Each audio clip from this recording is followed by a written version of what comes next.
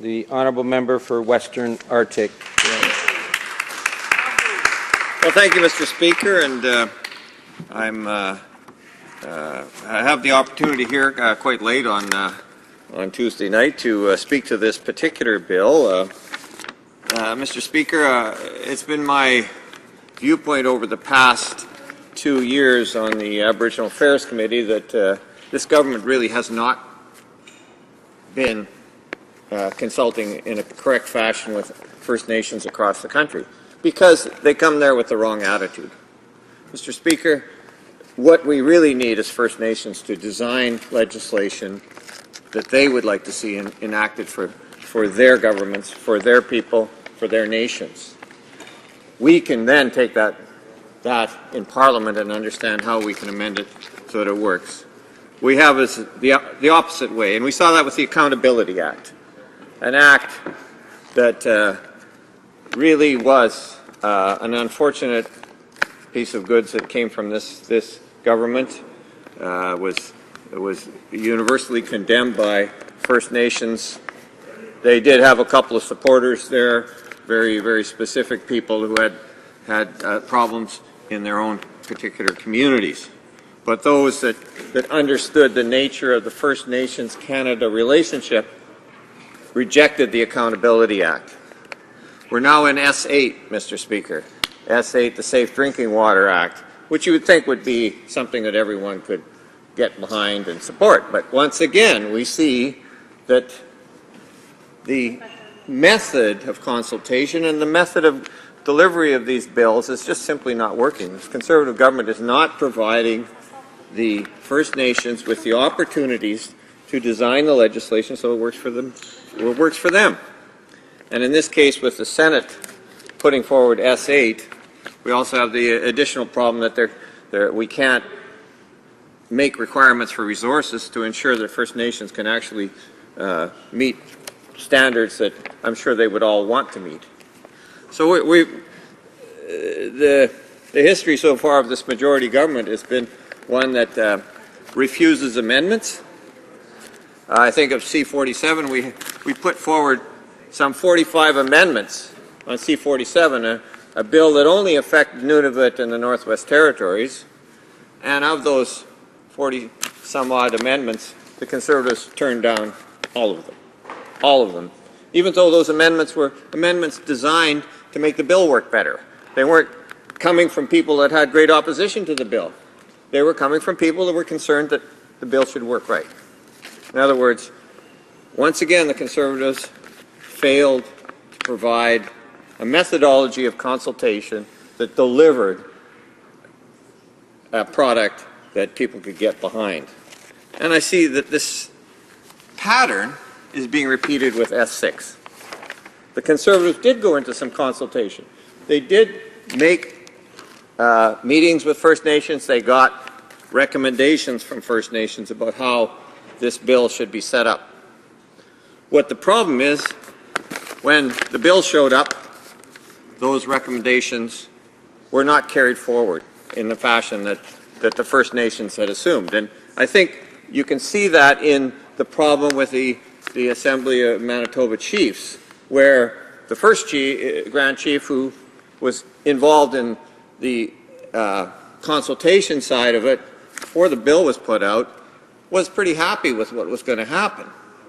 Said that.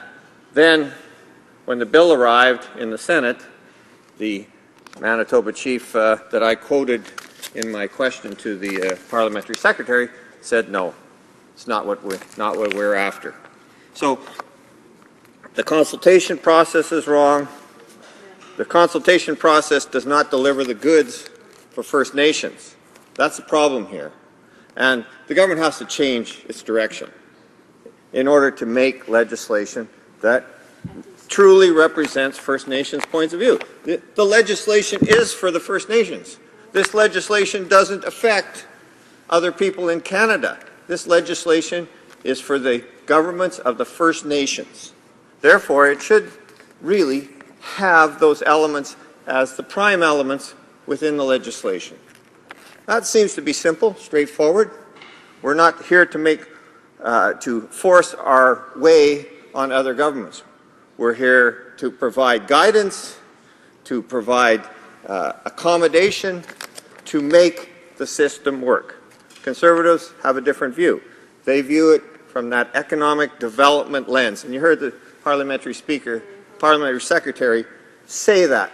Implicit within all of the work that the Conservatives are doing is the idea that economic development for the reserves, for the First Nations, is the most important element. The most important element is not what the First Nations want, not what the First Nations deserve, but what is going to make economic development work. And that is their point of view, the Conservative point of view. So what we're seeing in legislation over and over again is that message. What's important for economic development is the primary thing that we'll see in legislation that comes from the Conservatives on First Nations issues. And if First Nations go along with that, and they can get some to go along with that, those will be the quotations that they use. Those will be the validators that they seek. So what really is needed here? We really need to listen to the First Nations.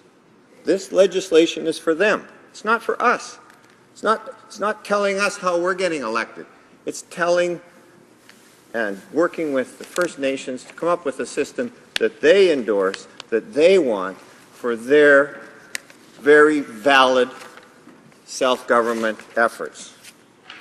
So what we have here is a return to, in the consultation process, there was probably a little more give, a little more understanding, but when it came back here to Ottawa, the changes were made to make sure that it worked for the government and for the government's plans.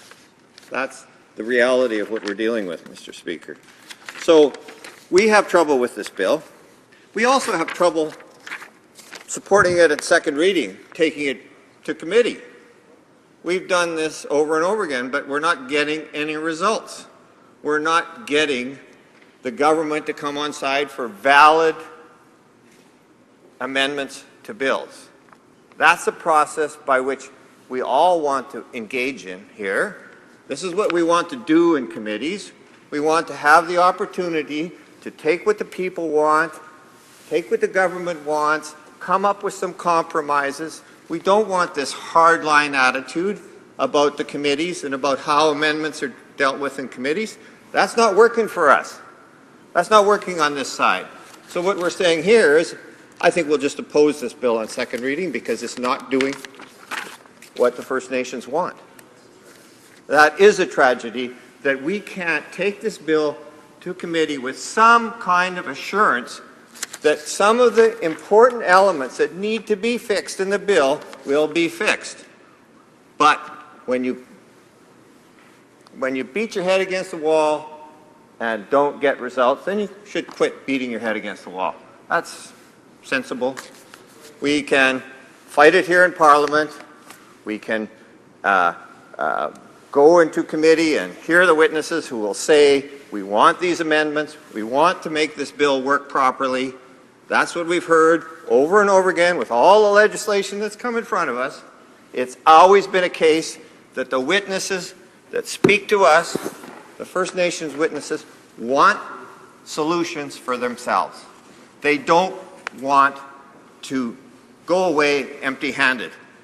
And what they are doing over and over again in these committees is going away empty-handed. That is a tragedy. And that is wrong. That's not the way you should do government. Government is for the people. The people that are affected by legislation are the primary concern of the legislation. This is not for all of Canada. This is for First Nations. They have the primary say here. And if you go against that principle, you're really going against the principle of democracy. You're going against that principle if you're not allowing the people that are the ones that are affected by the law to have the dominant say over how the law is put together. If a law affects all Canadians, then we all have a say in it. Then the responsibility is different. But in the case when we're making laws for First Nations that have a constitutional right of self-government, that have been in this land for thousands of years, who signed treaties. We didn't take the land away from them. We signed treaties with them. The Queen agreed about how those treaties were being taken care of in 1763. That's our history. You want to rewrite history? Write it the way it's been done. And Mr. Speaker, you know, I really would like to get along with this government on legislation for First Nations when they start getting along with First Nations, when they start listening to First Nations. This is what the legislation's for. These are the people that are affected by the legislation, not businessmen, not those that look on reserves as a potential new source of land and resources. No, it's for those people. And let's remember that when we deal with legislation. If we don't, we're simply not doing the job that, as a Canadian, you know you should be doing. Thank you very much, Mr. Speaker.